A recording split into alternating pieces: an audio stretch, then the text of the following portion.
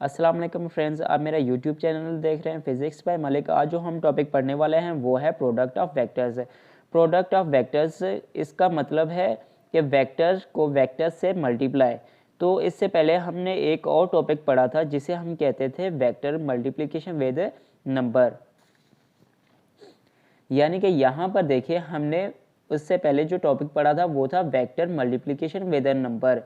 तो इसके साथ नंबर को मल्टीप्लाई वेक्टर के साथ करने से डायरेक्शन चेंज हो भी सकती थी, नहीं भी हो सकती थी, या उसका कोई भी रिजल्टेंट निकलता था। तो वो जो हमने टॉपिक पढ़ा था वो क्या था? Vector multiplication with a number. उसके बाद अब जो हम टॉपिक पढ़ने जा रहे हैं वो है vector multiply with a vector, यानी कि प्रोडक्ट ऑफ वेक्टर्स। तो जब हम मल्टीप्लाई करेंगे वेक्टर को वेक्टर के साथ, उसका जो आंसर आएगा कुछ अलग सा आएगा। यानी कि फोर्स को मल्टीप्लाई करते हैं डिस्प्लेसमेंट के साथ, यानी कि ये दोनों क्या हैं? वेक्टर क्वांटिटीज़ हैं। तो वेक्टर क्वांटिटीज़ है तो, लेकिन यहाँ पर वर्क जो है वो है स्केलर। यहाँ पर वर्क क्या है? स्केलर है। उसके बाद अगर एक और एग्जांपल लेते हैं, यानी कि force into velocity is equal to power. यानी कि अगर हम फोर्स और वेलोसिटी को मल्टीप्लाई करते हैं तो हमें पावर मिल जाता है। तो यहाँ पर आप देख सकते हैं फोर्स और वेलोसिटी क्या है?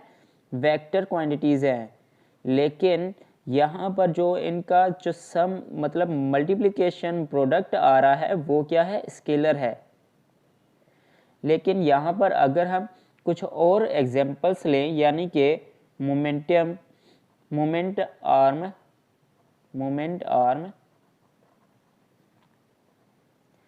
इनटू फोर्स, इसका क्या मतलब आता है? टॉर्क। यानी कि यहाँ पर हमारे पास मोमेंट आर्म और फोर्स क्या है? दोनों वेक्टर्स हैं। वेक्टर्स का जो आंसर आ रहा है वो भी वेक्टर क्वांटिटी आ रही है। तो उसके बाद एक और एग्जांपल लेते हैं, position vector multiply by momentum.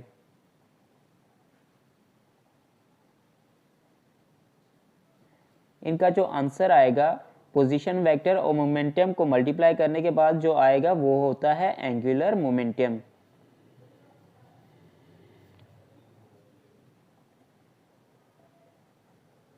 तो आप जान सकते हैं कि एंगुलर मोमेंटम हमारे पास जो होता है वो होता है वेक्टर क्वांटिटी।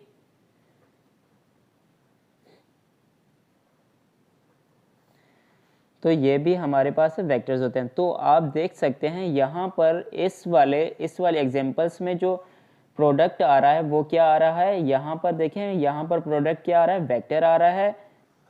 लेकिन यहाँ पर जो प्रोडक्ट आ रहा है वो क्या है? स्केलर है। यानी कि जब हम प्रोडक्ट ऑफ वेक्टर्स करते हैं, यानी कि वेक्टर्स को मल्टीप्लाई करते हैं, तो उनके आंसर्स दो तरह के आते हैं। एक आता है स्केलर और एक आता है वेक्टर। तो उसको जानने के लिए हमारे पास दो प्रोडक्ट ऑफ वेक्टर्स होते हैं। पहला होता है स्केलर और डॉट प्रोडक्ट, दूसरा होता है वेक्टर और क्रॉस प्रोडक्ट। आज जो हम इस वीडियो में डिफाइन करने वाले हैं वो है स्केलर और डॉट प्रोडक्ट। नेक्स्ट वीडियो में इंशाल्लाह ताला I will define cross product या वेक्टर प्रोडक्ट। तो स्केलर प्रोडक्ट को डिफाइन यूँ करते हैं कि when two vectors are multiplied and we get a scalar quantity, such type of vector is called scalar product. यानी कि अगर हम देखते हैं कि यहाँ पर दो वेक्टर्स हैं, ए और बी वेक्टर, ये आपस में मल्टीप्लाई हो रहे हैं, यानी कि ए डॉट बी। तो जब ए और बी वेक्टर आपस में मल्टीप्लाई होंगे तो इनका जो रिजल्टेंट आएगा वो क्या आएगा? स्केलर क्वांटिटी आएगी। यानी कि दो वेक्टर्स है, ए वेक्टर और बी वेक्टर, इन दोनों को जब मल्टीप्लाई करेंगे इनका जो प्रोडक्ट आएगा वो स्केलर आएगा। तो in this product the multiplication is represented by a dot product. यानी कि जब हम इस वाले मल्टीप्लिकेशन करेंगे, स्केलर वाली मल्टीप्लिकेशन करेंगे, तो उसके बीच दो क्वांटिटीज़ जब मल्टीप्लाई होती होंगी उनके बीच में हम क्या करेंगे, दो किस्म की मल्टीप्लिकेशन होती हैं। एक होती है ये वाली क्रॉस और एक ये वाली होती है डॉट। तो हम यहाँ पर स्केलर प्रोडक्ट में क्या कौन सी मल्टीप्लिकेशन साइन यूज़ करेंगे, ये वाली, यानी कि इन दोनों के बीच में जो मल्टीप्लिकेशन साइन आएगी वो आएगी डॉट की, यानी कि इस जैसी। That's why it is also known as dot product. इसी वजह से इसे हम डॉट प्रोडक्ट भी कह सकते हैं। स्केलर क्यों कहते हैं, क्योंकि इनका जो प्रोडक्ट आता है, दो वेक्टर्स का प्रोडक्ट आता है, वो होता है स्केलर। और डॉट प्रोडक्ट इसलिए कहते हैं क्योंकि इन दोनों जब वेक्टर्स को मल्टीप्लाई करते हैं उनके बीच में जो साइन आती है वो डॉट वाली मल्टीप्लिकेशन की साइन आती है। Let's suppose two vectors A and B, अगर ये दोनों आपस में मल्टीप्लाई हो रहे हैं तो इन्हें हम स्केलर प्रोडक्ट में ऐसे मल्टीप्लाई करेंगे, A dot B is equal to A B cos theta. यहाँ पर कॉस थीटा एंगल इसलिए आ रही है क्योंकि डॉट प्रोडक्ट में एंगल हमेशा कॉस थीटा ही आती है। तो ए डॉट बी का मैग्नीट्यूड जो होगा ए बी, उससे मल्टीप्लाई करेंगे एंगल के साथ, कौन से वाली, कॉस थीटा के साथ है। A dot B is equal to A magnitude B magnitude cos theta. तो उसके बाद यहाँ पर आप देख सकते हैं ए किसे रिप्रेजेंट कर रहा है, मैग्नीट्यूड ऑफ ए वेक्टर, और बी यहाँ पर रिप्रेजेंट कर रहा है मैग्नीट्यूड ऑफ बी वेक्टर। उसके बाद इसी स्केलर प्रोडक्ट की कुछ एग्जांपल्स हम लेते हैं। पहली एग्जांपल देख ले, work is scalar product of force and displacement, यानी कि जो वर्क होता है वो स्केलर प्रोडक्ट होता है किस किस का, फोर्स और डिस्प्लेसमेंट का। क्योंकि फोर्स और डिस्प्लेसमेंट तो वेक्टर्स है, लेकिन उनके बीच जो डॉट है यानी कि मल्टीप्लिकेशन है, कौन से वाली है, डॉट प्रोडक्ट वाली, यानी कि उनका जो आंसर आएगा, जो प्रोडक्ट आएगा वो आएगा स्केलर। इसीलिए हमने इस पर एरो नहीं दिया। तो अगर आप सपोज करते हैं कि वेक्टर एफ और वेक्टर डी, यहाँ पर ए और एफ की बजाय यहाँ पर रख ले एफ वेक्टर, यहाँ पर डी वेक्टर रख ले, तो ये सोच ले इन दोनों के बीच में जब फोर्स लगा रहे होंगे, फोर्स लग रहा हो और डिस्प्लेसमेंट हो रहा हो, तो उन दोनों के बीच में, दोनों वेक्टर्स के बीच में जो थीटा बनेगी, एंगल बनेगी, तो हम ऐसे लिख सकते हैं work is equal to magnitude of F into D cos theta. यहाँ पर एंगल कॉस थीटा आएगी, यानी कि इन दोनों वेक्टर्स के बीच में जो एंगल होगी। दूसरी एग्जांपल लेते हैं, electric flux is the scalar product of intensity ई, जो इंटेंसिटी को ई से रिप्रेजेंट करते हैं और एरिया को ए से। यहाँ पर electric flux is equal to intensity into area. यहाँ पर दोनों वेक्टर्स हैं, इंटेंसिटी और एरिया दोनों वेक्टर्स हैं। जब मल्टीप्लिकेशन हो रहा है डॉट प्रोडक्ट, तो इनका जो प्रोडक्ट बनेगा वो कौन सा बनेगा, हमेशा डॉट प्रोडक्ट का जो प्रोडक्ट बनता है वो स्केलर बनता है। इसलिए इलेक्ट्रिक फ्लक्स जो है वो स्केलर क्वांटिटी है। ये क्या है, स्केलर क्वांटिटी। तो इसलिए अगर इंटेंसिटी और एरिया में एंगल बन रही होगी तो वहाँ पर एंगल हम कौन सी यूज़ करेंगे, कॉस थीटा। तो फ्रेंड्स, आपको स्केलर प्रोडक्ट या डॉट प्रोडक्ट के बारे में सेंस तो आ गया होगा। अगर हम इसे और डिफाइन करें कि यहाँ पर अगर हम देखना चाहें कि मैक्सिमम स्केलर प्रोडक्ट कहाँ पर होता है, कि यानी कि कितनी एंगल पर मैक्सिमम स्केलर प्रोडक्ट बनता है, यानी कि if the vector A and B, या जैसे हमने सपोज किया ए और बी वेक्टर्स ये पैरेलल हैं, इनके बीच में जो एंगल बन रही है वो ज़ीरो है, यानी कि जब पैरेलल होते हैं वो एंगल क्या, ज़ीरो होती है, then their scalar product will be maximum. क्योंकि जब पैरेलल होंगे तो 0 डिग्री होगी, और आपको पता है यहाँ पर एंगल कौन सी होती है, कॉस। कॉस 0 डिग्री हमेशा ए के बराबर होती है, एक 1 के बराबर होती है। तो हमारे पास जो जनरल फार्मूला है दो वेक्टर्स को मल्टीप्लिकेशन करने का, तो मैग्नीट्यूड का वो होता है A dot B is equal to A B cos theta. यहाँ पर आप देख सकते हैं कॉस थीटा की बजाय हम थीटा की बजाय यहाँ पर 1 रख सकते हैं। तो ए बी को जब मल्टीप्लाई करेंगे 1 के साथ तो आंसर क्या सेम आएगा, यानी कि मैक्सिमम जो स्केलर प्रोडक्ट हो सकता है वो 0 कॉस पर हो सकता है। एंगल हमेशा जब वेक्टर्स के दरमियान 0 होगी तो स्केलर प्रोडक्ट मैक्सिमम होगा। तो यहाँ पर A dot B is equal to A B एक प्रॉपर्टी के तौर पर आप याद रख सकते हैं। ये ज़्यादातर जो पेपर्स या एमसीक्यूज होते हैं उनमें ये क्वेश्चंस ज़रूर आते हैं, तो आप लाजमी इसे अच्छी तरीके से समझ लें।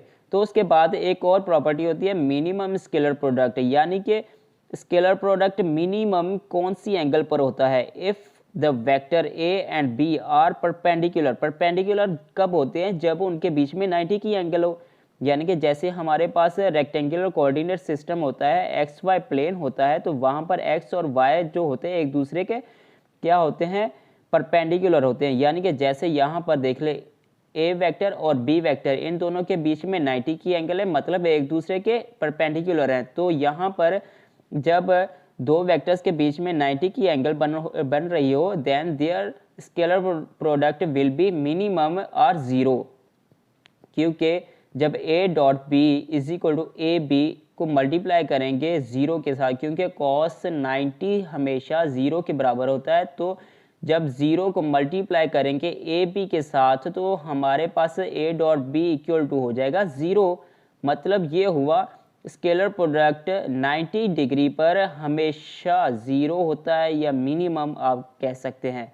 उसके बाद दूसरा एक प्रॉपर्टी होती है नेगेटिव स्केलर प्रोडक्ट, यानी कि नेगेटिव स्केलर प्रोडक्ट कैसे हो सकता है, जब if the vector A and B are opposite, opposite कब होंगे, जब 180 डिग्री बन रही होगी। यहाँ पर जब ए और बी वेक्टर के दरमियान 180 डिग्री बन रही होगी, यानी कि अपोजिट होंगे एक दूसरे के, तभी their scalar product will be negative, यानी कि cos 180 डिग्री इक्वल्स टू 1। आप ये देख सकते हैं 1 लिखा हुआ है, cos 180 डिग्री किसके बराबर होती है, -1 के। तो ये यहाँ पर दो वेक्टर्स मैंने ड्रा किए हैं जो 180 पर हैं, तो एक दूसरे के अपोजिट होंगे। अगर फार्मूले में देखें तो A dot B is equal to A B cos theta 180, यानी कि एंगल के थीटा के बजाय हमने 180 पुट कर दी है, तो 180 किसके बराबर होता है, -1 के। तो A dot B is equal to A B multiply -1, तो यहाँ पर A dot B is equal to जो प्रोडक्ट आएगा वो क्या आएगा, माइनस ए बी आएगा। यानी कि जब हम आई डॉट आई करते हैं, यानी कि इन दोनों को मल्टीप्लाई कर रहे हों, तो यहाँ पर देखिए ये जान सकते हैं, यहाँ पर एक ग्राफ मैं बना लेता हूँ। यहाँ पर ये क्या है, आई है, ये जे है, ये के है, सही है, एक्स पर, वाई पर, जेड पर।